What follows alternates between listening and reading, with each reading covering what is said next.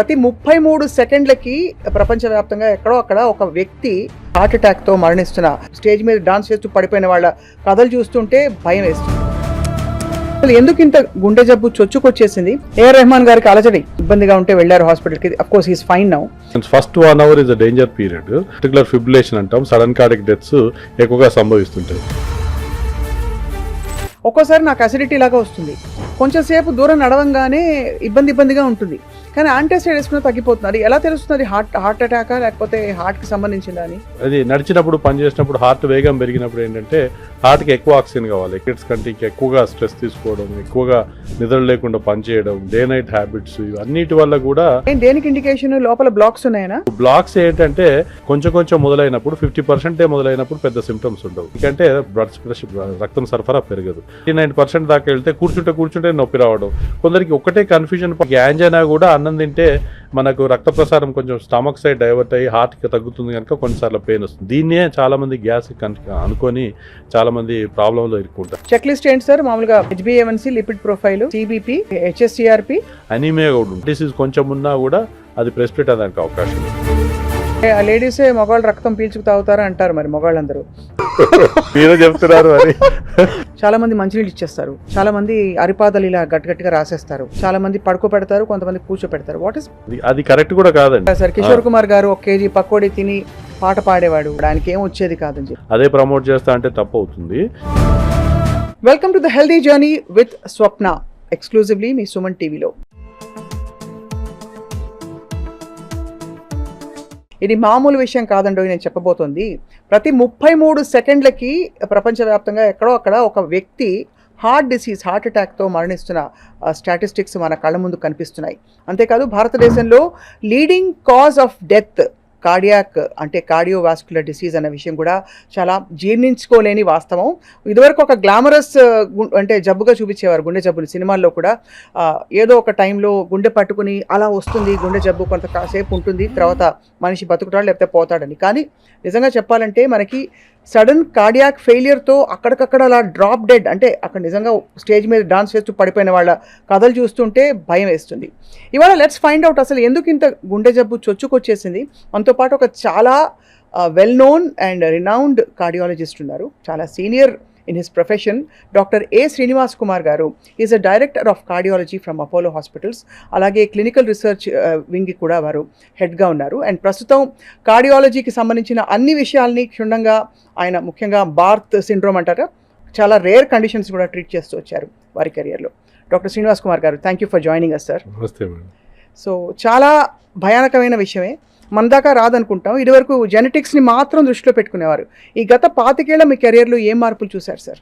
అంటే మీరు అందరూ చెప్పినట్టుగా జబ్బు ఎక్కువగా పెరుగుతోంది. భారతదేశము స్వాతంత్రం వచ్చినప్పటికీ ఇప్పటికి చూస్తే జబ్బుల పర్సెంటేజ్ ఆఫ్ పేషెంట్స్ ఎఫెక్ట్ అయిన వాళ్ళు పెరుగుతున్నారు. అలానే కాకుండా మరీ యంగ్ వయసులో కూడా వస్తుంది. సో ఇది ఎందువల్ల జరుగుతుందని మనం అనలైజ్ చేసినట్టుంటే డిసీజ్ ఏంటంటే it is a syndrome and complex process between genetics and environmental influences. మన భారతదేశంలో ఇన్ జనరల్గా జెనెటికల్లీ కొంచెం ఎక్కువ జబ్బులు ఉన్నమాట వాస్తవము. Genetically our patients maybe coronary artery smaller size అనుకుంటే వేరియస్ కారణాల వల్ల. కాకపోతే ఈ జెనెటిక్స్కి ఎన్విరాన్మెంటల్ ఇన్ఫ్లుయెన్సెస్, మన పాత అప్పుడు ఏంటంటే traditional Indian habits were all good habits. They use to go for walking, take less of మన ఫ్యాటీ ఫుడ్స్ అవి లేకుండా హెల్తీ డైట్ తినడము, అక్కడ ఎక్సర్సైజ్లు, యోగాలు. ఇప్పుడు మోడర్న్ సివిలైజేషన్లో ఏమైపోయిందంటే అందరు అఫ్లుయెంట్ సొసైటీస్ వచ్చేసి మన ఈటింగ్ ప్యాటర్న్స్ చేంజ్ అయిపోయినాయి, వాకింగ్ తగ్గిపోయింది, ఎక్సర్సైజ్ లేదు. దాంతోపాటు డైటరీ హ్యాబిట్స్ మారినాయి, ఇంకా అఫ్లుయెంట్స్తోని పాటు స్మోకింగ్ ఇట్లాంటివి బ్యాడ్ హ్యాబిట్స్ కూడా దరిచేరినాయి. ఇంకా చూసినట్టయితే ఈ ఎన్విరాన్మెంటల్ ఫ్యాక్టర్స్, జెనెటిక్ ఫ్యాక్టర్స్ కలిపి ఇది ట్రిగర్ చేసి జబ్బు పెరుగుతున్నట్టుగా మనం చూస్తున్నాం. ఈ రిస్క్ ఫ్యాక్టర్స్, డయాబెటీస్ కూడా పెరుగుతోంది, బ్లడ్ ప్రెషర్ కూడా పెరుగుతోంది. దాంతోపాటు స్ట్రెస్ కూడా ఒక ముఖ్యమైన కారణం. మన అందుకోవాల్సిన దానికంటే టార్గెట్స్ కంటే ఇంకా ఎక్కువగా స్ట్రెస్ తీసుకోవడం, ఎక్కువగా నిద్ర లేకుండా పనిచేయడం, డే నైట్ హ్యాబిట్స్, ఇవన్నిటి వల్ల కూడా మనకు జబ్బు చాలా పెరుగుతుంది. మీరు ఇంతకుముందు చెప్పినారు భారతదేశంలో it is no more like infection diseases common అంటుంటే. మన పాపులేషన్ ఇండిపెండెన్స్ వచ్చినప్పుడు టీబీ జబ్బు ఇంకా ఇన్ఫెక్షన్స్ కామన్ కారణంగా ఉండే. ఇది అది కాదు. ఇప్పుడు first number 1 cause of death heart diseases and strokes. దీన్ని కార్డియోవాస్కులర్ డిసీజెస్ అంటాం. సో ఇది అందరూ తెలుసుకోవాల్సిన విషయం. నిన్న మొన్న కూడా సార్ ఏఆర్ రెహమాన్ గారికి అలజడి, ఏదో గుండె ఏదో ఇబ్బందిగా ఉంటే వెళ్ళారు హాస్పిటల్కి. Of course he's fine now. అలాగే మనకి చాలా ప్రముఖ గాయకులు, మనకి బాలకృష్ణ ప్రసాద్ గారు మొన్న గుండె జబ్బుతో ఆయన హార్ట్ స్ట్రోక్ వచ్చి పోయారని కూడా చెప్తున్నారు తిరుపతిలో. ఆయనకు అఫ్కోర్స్ ఏజ్ రిలేటెడ్ అని చెప్పచ్చు. పునీత్ రాజ్ కుమార్ ఏంటి సార్ అలా ఎక్సర్సైజ్ చేసుకుంటూ అలా పోయారు. అలా చూసుకుంటే చాలామంది మనకి ఈ మధ్య రీల్స్ కూడా కనిపిస్తున్నాయి, స్టేజ్ మీద డాన్స్ చేస్తూ ఉంటారు, టక్మన పడిపోతారు. అట్లెట్లా అవుతారు సార్? అంటే జనరల్గా ఏంటంటే బాడీ నేచర్ అనండి, గాడ్ అనండి, వార్నింగ్ సిగ్నల్స్ ఇస్తూ ఉంటుందండి. కానీ చాలా మంది ఏంటంటే నాకెందుకు వస్తుంది, నేను రెసిస్టెంట్ అనుకొని దాన్ని పట్టించుకోకుండా, ఎస్పెషలీ ఇంకా అందరూ కాదు కానీ కొందరికి ఈ పార్టీస్లలో చేసినప్పుడు కొంచెం ఆల్కహాల్ ఇన్ఫ్లుయెన్స్ వల్ల దానివల్ల కూడా కొంచెం ట్రెడిషనల్గా కంప్లైంట్స్ మైల్డ్గా వచ్చే వాటిని నెగ్లెక్ట్ చేసి ఎప్పుడైతే బాగా సివియర్ అయిపోతుందో అప్పుడు సడన్గా పడిపోవడం జరుగుతుంటాయి. అంటే జనరల్గా హార్ట్ అటాక్ ప్రజెంటేషన్స్లో కూడా మనం చూసినట్టయితే significant number of patients first 1 hour is a danger period. అందులో సడన్గా రక్తనాళం బ్లాక్ అయినప్పుడు బీటింగ్ అబ్నార్మాలిటీ వెంట్రికులర్ ఫిబ్రిలేషన్ అంటాం, సడన్ కార్డియక్ డెత్స్ ఎక్కువగా సంభవిస్తుంటాయి. ఇంకా ఇట్లాంటి హైఫై పీపుల్ న్యూస్లో ఉన్న వాళ్ళు వచ్చినప్పటికీ ఇంకా ఎక్కువ పాపులర్ అవుతుంది. ఇది ఉండింది ఇంతకుముందు, బట్ మేబీ సోషల్ మీడియా నుండి వేరే ఇంకా అవేర్నెస్ పెరిగి ఇంకా ఎక్కువగా చేస్తుంది. కానీ కాషన్ ఏంటంటే ఎవరైనా కూడా మనము రోగి ఇంతకుముందు చేసే అలవాట్లకు కూడా చేస్తుంటే కొంచెం ఫటీగ్ లాగాను, ఇబ్బంది లాగాను, డిస్కంఫర్ట్ లాగాను, మైల్డ్ ఎస్పెషల్లీ ఎగ్జర్షన్ వల్ల నడిచినప్పుడు పనిచేసినప్పుడు ఎక్కువ అవుతుంది అన్నప్పుడు, రెస్ట్ తీసుకుంటే తగ్గుతుంది అన్నప్పుడు మాత్రం డెఫినెట్గా హార్ట్ ఏమైనా ప్రాబ్లం ఉందా అని చూసుకోవాలి. అలా కాకుండా డాన్స్ చేస్తుంటారు, ఎక్కువ ఎగ్జర్షన్ చేస్తుంటారు, పాడుతుంటారు, కొంచెం కంప్లైంట్స్ వస్తుంటాయి, అయినా కూడా నాకు రాదు, నేను హెల్దీ కాదా, నేను చాలా ఫిట్నెస్ మెయింటైన్ చేస్తాను ఇది అనుకొని, బట్ మీరు అన్నట్టుగా ఎవరు కూడా రెసిస్టెన్స్ కాదు. హార్ట్ అటాక్ ఎవరికైనా జరగచ్చు. కాకపోతే రిస్క్ ఫ్యాక్టర్స్ ఉన్న వాళ్ళకి ఎక్కువగా జరిగే అవకాశం ఉంటుంది, లేని వాళ్ళకు అసలే జరగదని లేదండి. కనుక ఎవరైనా కూడా ఏ మాత్రమైనా ఎగ్జర్షన్లో కంప్లైంట్స్ వచ్చినప్పుడు మాత్రము డెఫినెట్గా డాక్టర్ దగ్గరికి వెళ్ళి టెస్ట్ చేయించుకొని ఏమైనా వచ్చే ఛాన్స్ ఉందా అని మనం చూసుకోవాలి. సార్ మామూలుగా మీరు చెప్పారు కదా దట్ సిమ్టమ్స్ వస్తాయని చెప్పి, ఒక్కోసారి నాకు అసిడిటీ లాగా వస్తుంది, కొంచెం సేపు దూరం నడవంగానే ఇబ్బందిగా ఉంటుంది, కానీ యాంటాసిడ్ వేసుకున్న తగ్గిపోతుంది. అది ఎలా తెలుస్తుంది? హార్ట్ అటాకా లేకపోతే హార్ట్కి సంబంధించిందా అని? ఇది చాలా మంచి ప్రశ్న. ప్రేక్షకులందరూ ఇది కనుక్కోవడానికే 15-20 ఏళ్ళు చదువుతాం cardiology. Still there is some element of confusion అండి.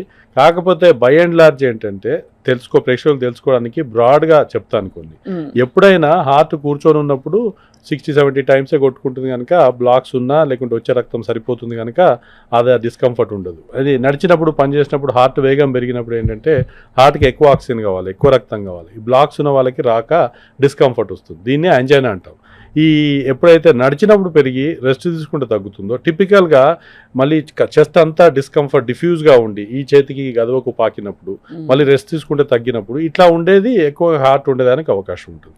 అలా కాకుండా లోకల్గా ఫోకల్గా ఒకటే చోట ప్రికింగ్ పెయిన్ కంటిన్యూస్గా రోజంతా ఉండడము, నడిస్తే పని చేస్తే తిరిగితే కూడా ఏం చేంజ్ లేకుండా ఉండడము, అవన్నీ హార్ట్ లక్షణాలు కావు. ఈ ఏ మిల్యూలో జరుగుతుందని కూడా ఇంపార్టెంట్. అంటే ఇప్పుడు ఒక 30 ఏళ్ల అమ్మాయికి ఏమి రిస్క్ ఫ్యాక్టర్స్ లేని వాళ్ళకు వచ్చేదానికి ఫోకల్గా పెయిన్ ఉంటే అది హార్ట్ రాయడానికి అవకాశం తక్కువ. అలా కాకుండా 50-60 ఏళ్ల వాళ్ళకు షుగర్ ఉంది, స్మోకింగ్ అలవాటు ఉంది, వాళ్ళకి ఎగ్జర్షన్లో వస్తుందంటే అయ్యే పాసిబిలిటీ ఎక్కువ, దాన్ని ప్రీ టెస్ట్ పాసిబిలిటీ అంటాం. ఇలా ఎప్పుడైనా కూడా బై అండ్ లార్జ్ అందరూ శ్రోతలకు చెప్పదలుచుకున్నది, వ్యూవర్స్ చెప్పదలుచుకున్నది ఏంటంటే బేసికల్గా డౌట్ ఉన్నప్పుడు మళ్ళీ కన్సర్న్ డాక్టర్ దగ్గరికి వెళ్ళి, స్పెషలిస్ట్ దగ్గరికి వెళ్ళి టెస్ట్ చేయించుకొని దాన్ని రూల్ అవుట్ చేసుకోవడం చాలా అవసరం. డాక్టర్స్గా మేము కూడా ఇనీషియల్గా కొంచెం డౌట్ ఉన్నప్పుడు అబ్జర్వ్ చేస్తాం పేషెంట్ని. అబ్జర్వ్ చేసి 1-2 అవర్స్లో మళ్ళీ ఈసీజీ రిపీట్ చేసి కొన్ని బ్లడ్ టెస్ట్ ట్రోపనిన్ లాంటి పరీక్షలు చేసి హార్ట్ స్కానింగ్ తీసి అవన్నీ చూసి మనం సపోర్టింగ్ ఎవిడెన్స్ చేస్తాం. But by and large 90% heart అదా కాదా అనేది మన రోగి ఏం చెప్తున్నాడో అనేది హిస్టరీ బట్ట మనం డయాగ్నోస్ చేస్తాం. సో యాంజైనా అనేది చాలా సిగ్నిఫికెంట్గా అన్ని రకాల క్లాసికల్గానే ఉండదు అందరికీ. కొందరికి లేడీస్లో ఎస్పెషల్లీ చూసినట్టయితే క్లాసికల్గా డిస్కంఫర్టే రాదు. వాళ్ళకి ఏంటంటే ఫటీగ్ లాగా, వీక్నెస్ లాగా, కొంచెం నడిస్తే అలసినట్టు, కొంచెం దడలాగా, కొందరికి చక్కెర వచ్చి పడిపోవడం, ఇట్లాంటివి కూడా. సో దాన్ని బట్టి అది దేనికి ఇండికేషన్? లోపల బ్లాక్స్ ఉన్నాయనా? అవునండి. ఇప్పుడు బ్లాక్స్ ఏంటంటే కొంచెం మొదలైనప్పుడు 50% మొదలైనప్పుడు పెద్ద సిమ్టమ్స్ ఉండవు. ఆ ఆర్టరీలో 70% బ్లాకేజ్ వచ్చినప్పుడు నడిచినప్పుడు ఎక్కువగా సిమ్టమ్స్ వస్తాయి, ఎందుకంటే రక్తం సరఫరా పెరగదు. అదే 90% దాటితే ఇంకా 99% దాకా వెళ్తే కూర్చుంటే నొప్పి రావడం. కొందరికి ఒకటే కన్ఫ్యూజన్ పాయింట్ ఏంటంటే అన్నం తిన్నాక పోస్ట్ ప్రాండియల్ యాంజైనా అని కూడా, కొందరికి యాంజైనా కూడా అన్నం తింటే మనకు రక్త ప్రసారం కొంచెం స్టమక్ సైడ్ డైవర్ట్ అయ్యి హార్ట్కి తగ్గుతుంది కనుక కొన్నిసార్లు పెయిన్ వస్తుంది. దీన్నే చాలామంది గ్యాస్ అనుకొని చాలామంది ప్రాబ్లంలో ఇరుక్కుంటారు. కానీ ఇంకా 100% మొత్తానికే బంద్ అయితే మాత్రం అప్పుడు హార్ట్ అటాక్ వచ్చి రోగి కూర్చుంటేనే సివియర్గా పెయిన్ రావడం, ఇది స్వెట్టింగ్ రావడం, ఇంకా ఎక్కువ అవుతే సడన్గా చనిపోవడం, చక్కెర వచ్చి పడిపోవడం ఇట్లాంటివి కూడా జరుగుతుంటాయి. సో సపోజ్ ఈ వీపు మధ్యలో వెనకాల ఇలా కత్తితో పొడిచినంత నొప్పి వస్తుంది, అది దాదాపు కొంచెం సేపు అయ్యాక 2 hours సోడా తాగో ఈనో తాగో తగ్గుతుంది. దట్ ఈస్ గ్యాస్ట్రిక్ కదా సార్? వెనక భాగం కంటే ముందు భాగంలో ఈ స్టమక్ స్టర్నం అంటాం, మధ్యలో బొక్కు ఉంటుంది కదా, ఛాతి బొక్క, దాని వెనకాల జరిగి అది కొంచెం తీసుకుంటే రిలీఫ్ వచ్చేది ఎక్కువగా ఉంటుంది. వీపు మీరు అన్నట్టు వెనకాల స్టాబింగ్ పెయిన్ సివియర్గా ఉంటే అయోటిక్ డిసెక్షన్ అని పెద్ద హార్ట్ నుంచి బయటకు తీసుకొచ్చే అయోటా అనే పెద్ద రక్తనాళంలో అప్పుడప్పుడు చిట్లి డిసెక్షన్ అంటారు దాన్ని, దానివల్ల కూడా అటు సివియర్గా పెయిన్ వస్తుంది. బట్ ఏదైనా కూడా మామూలుగా గ్యాస్ పెయిన్ అయితే అంత ఎఫెక్ట్ ఉండదండి. మామూలుగా మనం తీసుకున్నట్టయితే 1 to 10 మనం most difficulties, that's why I keep telling women are great. Number 10 is labor pains. The next to that, number 9 is heart pain. It is sort of very severe discomfort when heart attack happens. అవును. But angina ఉన్నప్పుడు అంత సివియర్గా ఉండకపోవచ్చు, కానీ రోగి రెస్ట్లెస్గా ఉంటాడు, discomfort ఉంటుంది వానికి. అట్లా unless it is taken care he won't be comfortable. ఎప్పుడైనా డౌట్ ఉన్నప్పుడు మీరే గ్యాస్లు అనుకోను యాంటాసిడో ఇనోలో తాగి టాబ్లెట్ ఫార్మసీలో తీసుకొని మళ్ళీ ల్యాండ్ కావద్దండి. ఎప్పొకటి కాషన్ ఏంటంటే పడుకొని ఉంటాము, సడన్గా నిద్రలో డిస్టర్బ్ అయ్యి సివియర్గా పెయిన్ వచ్చినప్పుడు అనిపించినప్పుడు మళ్ళీ హాస్పిటల్కి రావడం చాలా అవసరం. డాక్టర్లకు కూడా మా జూనియర్లకు అందరూ చెప్తుంటాం, రాత్రుళ్ళు రోగి హాస్పిటల్కి వచ్చిందంటే మనకి ఏమి లేదని చెప్పే ముందు మనం అబ్జర్వ్ చేసి డబ్లీ చెక్ చేసుకొని ఇంకా కావాలంటే బ్లడ్ టెస్ట్ చేసి కూడా రూల్ అవుట్ చేయడం చాలా అవసరం. ఎందుకంటే ఎవరైనా కూడా నిద్రలో లేసేంత పెయిన్ వచ్చిందంటే again it could be something important. ఎంత సర్ప్రైజింగ్ సార్ ఇది. మామూలుగా మనం చూసే సినిమాల్లో ఏదో ఒక డామ్ లాంటి వార్త చెప్పి తండ్రికి కోపం వచ్చేసి ఇట్లా గుండె పట్టుకుని పోతాడు అక్కడ, కానీ నిద్దట్లో హాయిగా నిద్రపోతున్న టైంలో పెయిన్ వచ్చింది అంటే ఎంత సివియర్ హార్ట్ డిసీజ్ లోపల ఉండాలి. అవునండి, అది ముఖ్యము. సినిమాలో చూపించే డ్రామటైజేషన్ ఏంటంటే stress is one of the risk factor. But is it sir? It is right. Stress is one of the risk factor. దాంట్లో ఏం జరుగుతుందంటే హార్ట్ లోపల ఇందాక చెప్పాను కదా 70% 90% ప్లాక్స్ అని. ఈ స్ట్రెస్ వల్ల ఆర్ సివియర్ ఎక్సర్సైజ్ చేసిన, ఇప్పుడు వెయిట్ లిఫ్టింగ్ చేస్తారు, ఓవర్ నైట్ హృతిక్ రోషన్ అయిపోవాలని ప్రయత్నం చేస్తుంటారు. వీళ్ళందరికీ ఏంటంటే సడన్గా టాలరెన్స్ లెవెల్ గ్రాడ్యువల్గా వార్మప్ చేయకుండా సడన్గా ఎక్సర్సైజ్ చేసినప్పుడు ఆర్ ఎక్కువ స్ట్రెస్ ఉన్నప్పుడు, ఎస్పెషల్లీ లేడీస్లో కూడా డిస్క్రైబ్డ్, ఆ చిన్న ప్లాక్స్లలో రప్చర్ అయిపోయి బ్లడ్ క్లాట్ అయిపోయి ఆర్బీసీలు క్లాటింగ్ ఫ్యాక్టర్స్ అన్నీ జమ అయిపోయి సడన్గా క్లాటింగ్ అయ్యి హార్ట్ అటాక్ అవుతుంది. So that is also described one of the features, but it is little over exaggerated. Not always it happens like that, but when it is happening you should be careful. దవడ నొప్పికి, gum హెల్త్కి, oral హెల్త్కి, heart డిసీజ్కి connection ఉందని ఏంటి sir connection? అంటే basically 2 విషయాలు ఇందులో. కేవలం నడిచినప్పుడు చెస్ట్ డిస్కంఫర్ట్ వస్తుందో అప్పుడు కొందరికి గదవకు కూడా వస్తుంది, కొందరికి చెస్ట్లో రాకుండా కేవలం గదవలనే కూడా వస్తుంది. బట్ అది ఇమీడియట్గా రెస్ట్ తీసుకుంటే తగ్గుతుంది, అది వేరు. అది జా పెయిన్ వేరు, అది ఎగ్జాషనల్ జా పెయిన్. మీరు ఏమన్నారంటే టీత్లో ఇన్ఫెక్షన్ ఉన్నప్పుడు అది ఏమన్నా హార్ట్ జబ్బుకు దారితీస్తుంది అనేది అది అంటారు కదా సార్.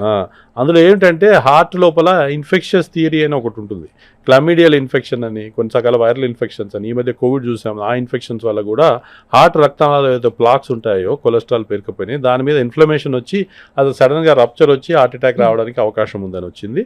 ఈ టీత్ జబ్బు ఉంటే హార్ట్ లోపల కవాటాలలో లీకేజ్ ఉన్న వాళ్ళకి ఇన్ఫెక్టివ్ ఎండోకార్డిటిస్ అని, అంటే హార్ట్ మీద వాల్వ్స్ లోపల ఇన్ఫెక్షన్ వచ్చి ప్రాబ్లమ్స్ అయ్యేదానికి ఎక్కువగా అవకాశం. స్ట్రెప్టోకాకస్ మీకు డాక్టర్స్ కంటే సగం నాలెడ్జ్ ఉంది సార్. Thank you sir. అది ఇండికేషనా? ఇప్పుడు ఉదాహరణకి చాలా మందికి బాగా ఎక్కువగా తరచుగా గమ్ ఇన్ఫెక్షన్స్ వస్తున్నాయి, రూట్ కెనాల్ ఇన్ఫెక్షన్స్ వస్తున్నాయి. Is that indicative of heart disease? No, it's not like that.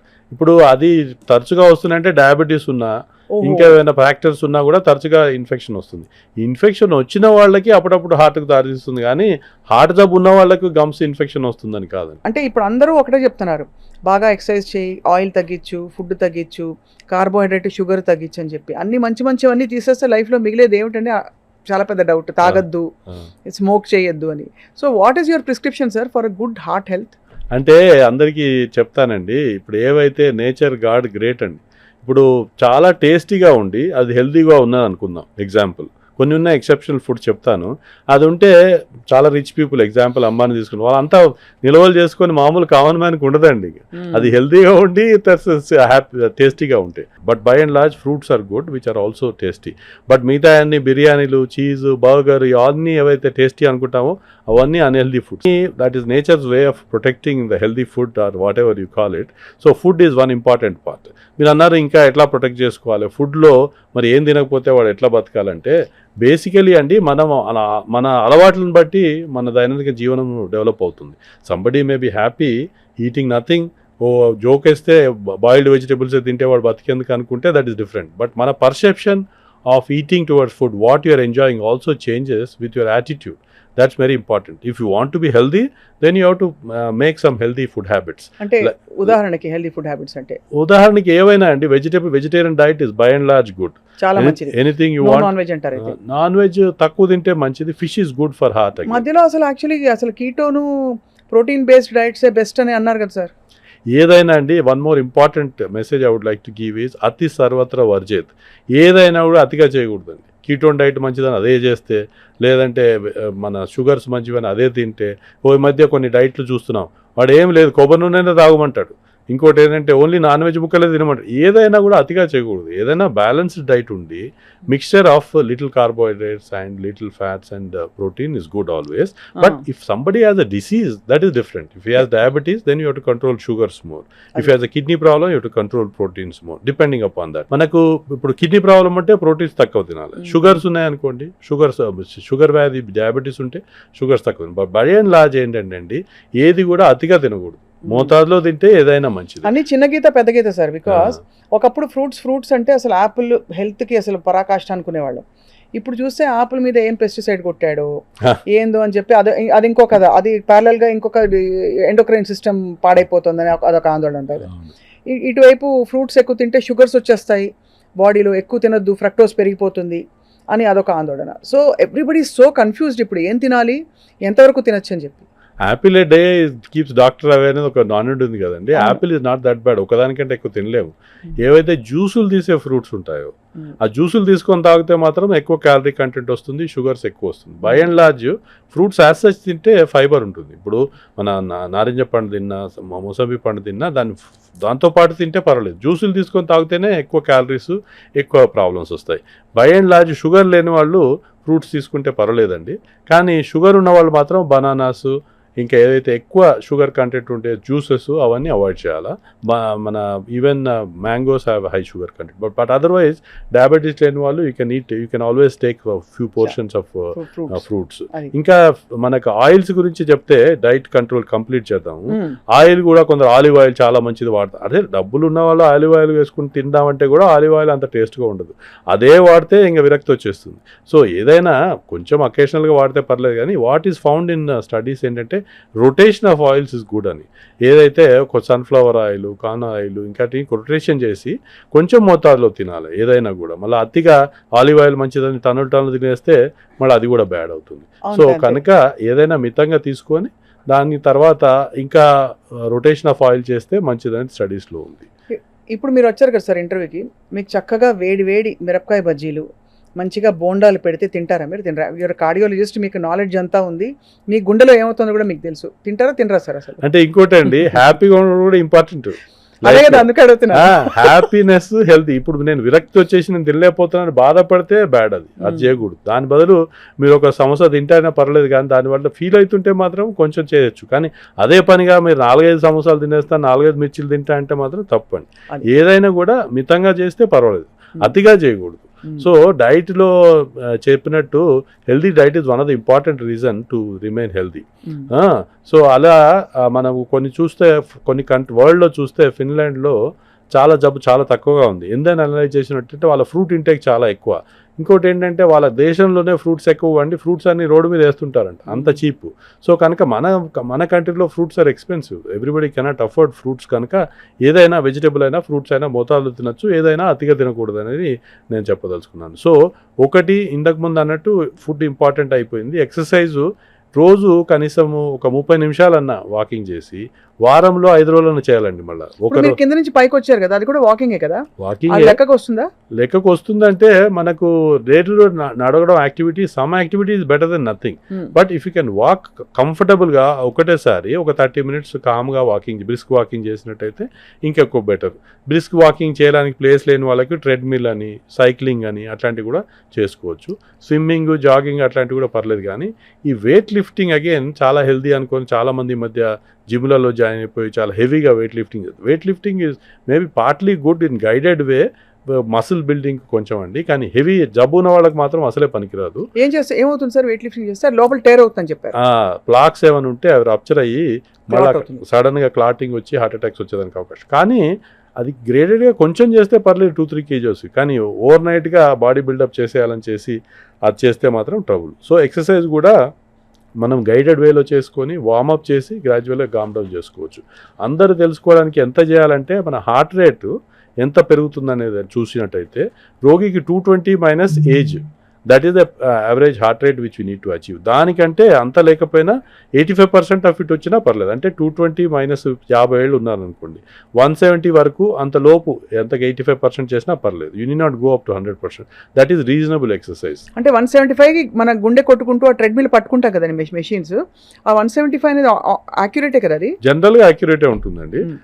Very rarely జబ్బు వల్ల హార్ట్ బీటింగ్ అబ్నార్మల్ అయినా, పల్సేషన్ సరిగా లేకపోతే మళ్ళీ అది పల్స్ సెన్స్ చేయదు, అదొకటి అబ్నార్మాలిటీ. కానీ బై అండ్ లార్జ్ రీజనబుల్గానే ఉంటుంది. అంటే ఒక 5-10 అటు ఇటు ఉన్నా పెద్ద ప్రాబ్లం ఉండదు. బట్ బై అండ్ లార్జ్గా మీరు చేయగలిగినంత బాడీ చెప్తుందండి. That is what again need to listen. Body cautions you. Suppose you are very healthy, you can walk it well, gradual మీ ఎక్సర్సైజ్ టాలరెన్స్ పెరుగుతుంటుంది. మీరు చేయగలిగిన దానికంటే బాడీ చెప్పినప్పుడు ఆగుమన్నప్పుడు కొంచెం రెస్ట్ తీసుకొని మళ్ళీ చేయొచ్చు, కానీ దాన్ని టూ మచ్గా టార్చర్ చేసి ట్రబుల్ చేయకూడదు. హ్యూమన్ హార్ట్ మన బాడీ కదా, మనం కేర్ చేసుకోవాలండి. Absolutely sir. సార్ ఇప్పుడు హెచ్ఎస్సిఆర్పి అనేది why is it such a significant parameter? ఇదివరకు ఏదో బ్లడ్ కొలెస్ట్రాల్ ఉందా, ఏదో లిపిడ్ ప్రొఫైల్ అని సింపుల్గా వదిలేసేవారు. ఇప్పుడు హెచ్ఎస్సిఆర్పి ఇన్ఫ్లమేషన్ బాడీలో మెజర్ చేయడం, why is it so significant? అంటే ఇందాక చెప్పినా కదా, ఇన్ఫ్లమేషన్ థియరీ, ఇన్ఫెక్షన్ థియరీ అనేది ఒక థియరీ హార్ట్లో. ఎస్పెషలీ ఎప్పుడైనా సేమ్ కొలెస్ట్రాల్ లెవెల్కే కొందరికి హెచ్ఎస్సిఆర్పి ఎక్కువ ఉన్న వాళ్ళకు రిస్క్ ఎక్కువ ఉంటుందని. ఇండియాలో ఇన్ జనరల్ కూడా ఇన్ఫ్లమేటరీ మార్కర్స్ ఎక్కువ ఉంటాయని ఒక theory. Being in it self is risk factor twice మిగతా దానికంటే. సో అది హెచ్ఎస్సిఆర్పి మిగతా లేని వాళ్ళకి సర్చ్ చేస్తామండి జనరల్గా. బట్ అన్ని డయాబెటీస్, బ్లడ్ ప్రెషర్ అన్ని ఉన్న వాళ్ళకి పెద్ద రిలవెన్స్ ఉండకపోవచ్చు. But still it is considered as one of the marker inflammation, so that you are more prone. So వాళ్ళకి ఈ స్టాటిన్ అనే మందులు తీసుకుంటే ఎక్కువ బెనిఫిట్ ఉంటుంది, ఎందుకంటే ఇన్ఫ్లమేషన్ కంట్రోల్ చేస్తుంది కనుక. So HSCRP is also one of the important predictor, I would say, but not as bad as diabetes or blood pressure or smoking. But still it is also a risk marker. Smoking అయితే direct connection ఉంది కదా heart disease కి. Smoking గొప్పతనం ఏంటంటే ఎక్కడెక్కడైతే రక్త ప్రసారం ఉంటుందో బాడీలో, కన్ను అనుకోండి, కాలు అనుకోండి, హార్ట్ అనుకోండి, కిడ్నీ అనుకోండి, ఎక్కడైనా రక్త ప్రసారం లేనిది ఏ ఆర్గన్ కూడా పనిచేయదు. ఎక్కడైతే రక్త ప్రసారం ఉంటుందో అక్కడ స్మోకింగ్ ఎఫెక్ట్ చేసి ఆ వెసల్స్ నేరో అయ్యేటట్టు చేస్తుంది. వాసోస్పాజం అంటాం దాన్ని. అలా మా బుక్లలో ఏం రాసి ఉంటుందంటే, రోగి స్మోకర్స్కి కాళ్ళలో నొప్పి వస్తున్నప్పుడు వాళ్ళ కాళ్ళు కావాలా సిగరెట్ కావాలా చెప్పాలి, అంత డేంజరస్. అదే కాకుండా ఈ వాస్కులర్ సప్లై ఉన్న ప్రాబ్లం కాకుండా అన్ని క్యాన్సర్స్కు స్మోకింగ్ లింక్ ఉంది. So if given a choice, actually చాలా రిలవెంట్గా ఇప్పుడు అడ్వర్టైజ్మెంట్లో అవి సినిమాలలో కూడా బాగా వేసి కొంచెం ఇంపార్టెన్స్ తెలుసుకున్నారు పబ్లిక్ దాని బ్యాడ్ అని. తగ్గుతుంది, it's a good sign. But still it is, if you can ban it, you can decrease significantly number of diseases which are caused by smoking. Or cancers తగ్గుతాయి, ఈ కార్డియోవాస్కులర్ డిసీజెస్, పారాలిసిస్ కూడా తగ్గుతాయి. ఈ next generation కొంచెం బాగా alert అయిపోయినట్టు అనిపిస్తుంది doctor Srinivas Kumar గారు. అంటే కొంచెం వాళ్ళ హెల్త్కి వాళ్ళు బాధ్యత వహిస్తూ, మీకేమైనా యంగ్స్టర్స్ వస్తున్నారా చెకప్కి? Are you seeing any symptoms of heart disease? First of all ఇది చాలా మంచి ట్రెండ్ అండి. యువకులలో కూడా అవేర్నెస్ పెరిగింది. ఇలాంటి మన కార్యక్రమాలు అనుకోండి, ప్రోగ్రాంలు అనుకోండి, లేదంటే సోషల్ మీడియా అనుకోండి, సమ్వాట్ అవేర్నెస్ పెరిగినమాట వాస్తవం.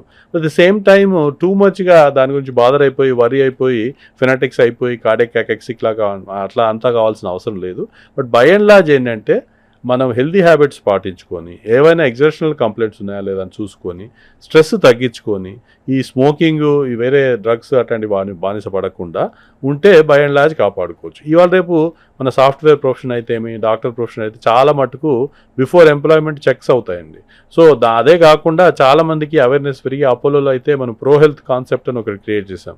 జబ్బు ఉన్నప్పుడే రావడం కాదు, జబ్బు రాకుండా మీరు వచ్చి మీరు హెల్తీగా ఉన్నప్పుడు చెకప్ చేసుకోండి. చెకప్ చేసుకొని మీకు రిస్క్ ఫ్యాక్టర్ ఉన్నట్టయితే దానికి ట్రీట్మెంట్ తీసుకోండి. మీ జబ్బు రిస్క్ను మీరు సిగ్నిఫికెంట్గా తగ్గించుకోవచ్చు అనేది కాన్సెప్ట్. మనకు అధ్యయనంలో ఏమొచ్చిందంటే పంచసూత్రాలు అని చెప్తాను నేను హార్ట్ డిసీజ్ ప్రివెన్షన్కు. ఇది చాలా అందరు తెలుసుకోవాల్సింది. నెంబర్ 1, అన్నీ మనం చేయగలిగినవే కానీ మనకు టైం లేదనో అది చెప్తుంటారు. అందరు తెలుసుకోవాల్సింది అంటే హాయిగా నిద్రించండి. రోజుకు 5-6 అవర్స్ మినిమం స్లీప్ ఉంటే చాలా మటుకు డిసీజ్ రాకుండా కాపాడుతుందండి. కానీ ఈ రోజుల్లో స్ట్రెస్ వల్ల చాలామంది పడుకోలేకపోతే మీరు తెలుసుకుంటారు చాలాసార్లు 2-3 రోజులు మనం నిద్ర లేనప్పుడు చికాగ్గా ఉంటుంది శరీరం అంతా. సో పడుకున్నప్పుడు ఏం జరుగుతుందంటే శరీరంలో రిపరేటివ్ ప్రాసెస్ అయిపోయి ఈ స్ట్రెస్ అండ్ స్ట్రెయిన్ ఫ్యాక్టర్స్ అన్నీ తగ్గుతాయి. సో హాయిగా కనీసం రోజుకి 5 గంటల నుంచి 7 గంటల వరకు నిద్రించండి ముఖ్యం. నెంబర్ 2, ఎక్సర్సైజ్ ఇందాక డిస్కస్ చేసినట్టుగా లైఫ్ ఈజ్ ఈక్వల్ టు చలనము. వాకింగ్ కానీ ఎక్సర్సైజ్ కానీ జాగింగ్ కానీ రోజుకు ఒక 30 నిమిషాలు, వారంలో 5 రోజులు. God is kind enough to give you 2 days holidays. 2 రోజులు రెస్ట్ తీసుకున్నా కనీసం 5 రోజులు మీకోసం మీరు టైం తీసుకొని ఒక 30 minutes వాకింగ్, జాగింగ్, సైక్లింగ్ ఏదైనా ఎక్సర్సైజ్ చేయండి. ఏమీ చేయలేని వాళ్ళు, ఏజ్ ఎక్కువ ఉన్న వాళ్ళు కనీసం కూర్చొని మెడిటేషన్ చేసినా, యోగా చేసినా సిగ్నిఫికెంట్గా మనకు బెనిఫిట్ ఉందని మనకు అధ్యయనంలో వచ్చింది. సెకండ్ది ఎక్సర్సైజ్. మూడోదండి డైట్ హ్యాబిట్స్ ముఖ్యం, ఫుడ్ హ్యాబిట్స్ ముఖ్యం. మనం హెల్తీగా తిని, మితంగా తిని, ఇందాక చెప్పినట్టుగా నియమాలు పాటించడం అవసరం. 4వది నేను స్ట్రెస్ వద్దని చెప్పడము, కానీ హ్యాపీగా ఉండడం కూడా ఇంపార్టెంట్.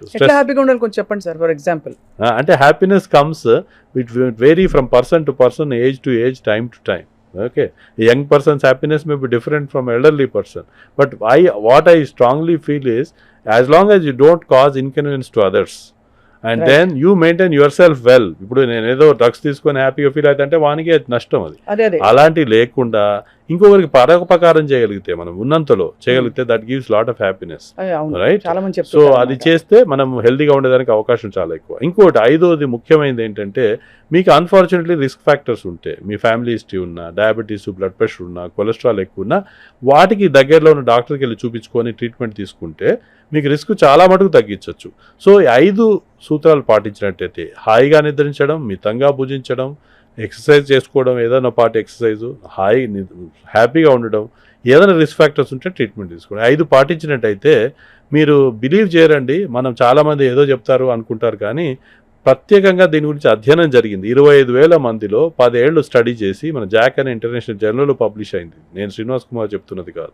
దీంట్లో ఏం చేశారంటే ఒక 10,000 మందికి స్ట్రిక్ట్గా అన్ని ఫాలో చేయాలని చెప్పారు. ఇంకో 10,000 మంది మీరు ఏదంటే అది చేసుకోండి అని వదిలేశారు. వీళ్ళకి డిఫరెన్స్ హార్ట్ అటాక్లలో ఎంత తగ్గిందంటే 10%, 20%, 30% కాదండి, 81% హార్ట్ అటాక్స్కు పారాలిసిస్ రిస్క్ తగ్గింది. కానీ చాలా మంది ఎంతమంది ఫాలో చేస్తున్నారని చూస్తే పాపులేషన్లో ఓన్లీ 1-2% కూడా చేయటం లేదు. సో ఇలాంటి ప్రోగ్రామ్స్ వల్ల అవేర్నెస్ పెరిగి ఎక్కువ మంది ఆ పంచసూత్రాలు పాటిస్తే వాళ్ళు హెల్తీగా ఉండగలుగుతారు. సార్ ఇక లాస్ట్ 3-4 క్వశ్చన్స్ ఏంటంటే, భారతదేశంలో ముఖ్యంగా మనం చేస్తున్న 2-3 పెద్ద తప్పులు చెప్పండి. ఇలా చేస్తున్నారు, ఇది చాలా తప్పు అని. ఉదాహరణకి మీరు జంక్ ఫుడ్ గురించి చెప్పారు, అలా మీకు కొట్టొచ్చినట్టు కనిపించేవి. అంటే ఇప్పుడు ఏదైనా అండి మెయిన్గా ఏంటంటే భారతదేశం ప్రోగ్రెస్ అవుతుంది, డెవలప్ అవుతుంది. So we want to do more than what we can. ఇప్పుడు pushing our cells too much and బాడీని మనం కేర్ తీసుకోవాలి కదా. It cautions you, but still people want to work hard, earn more, do things what you can achieve కంటే ఎక్కువ సాధించేద్దాం. ఇది ఇంత లోపల ఏంటంటే it's getting it lot of trouble and stress. Especially family history ఉన్న వాళ్ళు మాత్రము చాలా కేర్ఫుల్గా ఉండి 30 years ఎప్పుడైతే మనం ఇంకోటి చూసిందంటే 40 yearsకు ఫాదర్కి హార్ట్ అటాక్ వచ్చేస్తే పిల్లలకు కూడా అరౌండ్ దట్ ఏజే రావడానికి అవకాశం ఎక్కువగా ఉంటుంది. కనుక ఏ డికేడ్ అర్లియర్ నుంచే, ఇంకా మీరు వీలుంటే స్కూల్ ఏజ్ నుంచే మనం హెల్దీ లైఫ్ స్టైల్ పాటిస్తే రిస్క్ తగ్గించుకోవచ్చు. ఇది తెలియకుండా ఏంటంటే చాలామంది ఇంకా అచీవ్ ఎక్కువ చేద్దామనే ఉద్దేశంతో they are troubling themselves too much. ఈ డే నైట్ వర్కింగ్ షెడ్యూల్స్లో కూడా ఒక ప్రాబ్లం. యూఎస్ వాళ్ళకి డే అయితే మనకు నైట్ ఉండి నైట్ టైంలో పనిచేయడం, దీనివల్ల కూడా దాంతోనే టైం ఫుడ్ తీసుకోకుండా స్మోకింగ్ చేయడం, అట్లాంటి అలవాటు చేసుకోవడం కూడా ఎక్కువ హ్యాబిట్. ఇంకోటి నేను చూస్తున్న ట్రెండ్ ఇంకోటి ఏంటంటే, మీరందరూ చాలా గ్రేట్ అండి, ఉమెన్ ఆర్ గ్రేట్ అంటాను నేను actually. But women nowadays want to compete with men in everything. That's one way good. But if you're competing, you'll also compete with disease. I am telling women are different because you are tolerant and then but you are competing with men in everything, you are competing with men in diseases also unfortunately. Previously ఏంటంటే pre menopause రాకముందు లేడీస్కి hormone protection ఉంటుండే అని చూస్తాం. ఈ competitive వరల్డ్లో ఏంటంటే that is also becoming less and less common. Women are also getting suffer. And then suppose you have diabetes or early family history, then that protection of hormones is gone. So you need to be careful. చాలా మంది women ఏంటంటే మనకు breast క్యాన్సర్కో uterine దానికో check చేయించుకుంటారు, కానీ చాలా మంది హార్ట్ అటాక్ వచ్చే వరకు కూడా వాళ్ళ ఫ్యామిలీస్కి అందరూ చూసుకుంటారు, వాళ్ళు చెకప్ చేసుకోరు.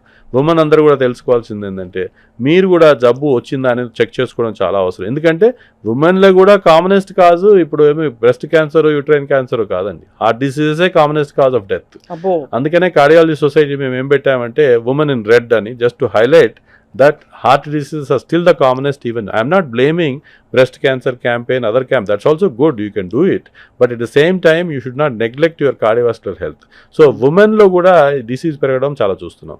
మూడో ట్రెండ్ చూస్తున్నది ఏంటంటే యంగ్ వాళ్ళలో రావడం. ఎందుకు అది జరుగుతుందని చూసినట్టయితే ఇదే నేను ఇందాక చెప్పినట్టుగా టార్గెట్స్ పెట్టుకోవడం, ఎక్కువగా చేయడం, ఇంకా ఓవర్ అంబిషియస్నెస్, ఈ తొందరపాటులో ఒబిసిటీ పెరగడం, ఎక్కువ యాక్టివిటీ లేకుండా, దాంతోపాటు ఒబిసిటీ పెరిగినప్పుడు ఈ డయాబెటీస్, బ్లడ్ ప్రెషర్ పెరగడం అన్ని జరుగుతున్నాయి. ఈ రిస్క్ ఫ్యాక్టర్స్ పెరిగితే ఈ అన్నిటి వల్ల జబ్బులు కూడా పెరుగుతున్నాయి. మన కాన్సెప్ట్ మనం ఇండియాలో ప్రమోట్ చేయాల్సింది ఏంటంటే ఈ రిస్క్ ఫ్యాక్టర్స్ రాకుండానే చూసుకుంటే ఇంకా బెస్ట్. అంటే అది ప్రైమోర్డియల్ ప్రివెన్షన్ అంట. ప్రైమరీ ప్రివెన్షన్ అంటే రాకుండా చూసుకోవడం, ప్రైమోర్డియల్ ప్రివెన్షన్ అంటే రిస్క్ ఫ్యాక్టర్సే రాకుండా చూసుకోవడం. అంటే బ్లడ్ ప్రెషర్, డయాబెటీస్, కొలెస్ట్రాల్ లేకుండా చూసుకోగలిగితే ఇంకా మంచిది. అంటే అర్లీగానే మనం ముందు నుంచే ఎక్సర్సైజ్ చేసుకొని, ముందు నుంచే వాకింగ్ చేసుకొని, బరువు పెరగకుండా చూసుకొని, మనకు షుగర్, బీపీ రాకుండా, కొలెస్ట్రాల్ ఎక్కువ లేకుండా ఫుడ్ హ్యాబిట్స్ పాటిస్తే ఆటోమేటిక్గా మనకి రిస్క్ ఫ్యాక్టర్స్ ఉండవు, దాంతోపాటు జబ్బులు ఉండవు. రైట్. చెక్ లిస్ట్ ఏంటి సార్? మామూలుగా HbA1c, లిపిడ్ ప్రొఫైలు, ఇంకా CBP, HSCRP అందరికి serum creatinine, kidney function check చేసుకోవడం కూడా ఇంపార్టెంట్. హిమోగ్లోబిన్ లేడీస్లలో ఎస్పెషలీ అనీమియా కూడా ఉంటుంది, దాంతో కూడా హార్ట్ డిసీజ్ కొంచెం ఉన్నా కూడా అది ప్రెసిపిటేట్ అవ్వడానికి అవకాశం ఉంటుంది. కానీ ఆ లేడీసే మగవాళ్ళు రక్తం పీల్చుకు తాగుతారా అంటారు, మరి మగవాళ్ళందరూ మీరే చెప్తున్నారు మరి.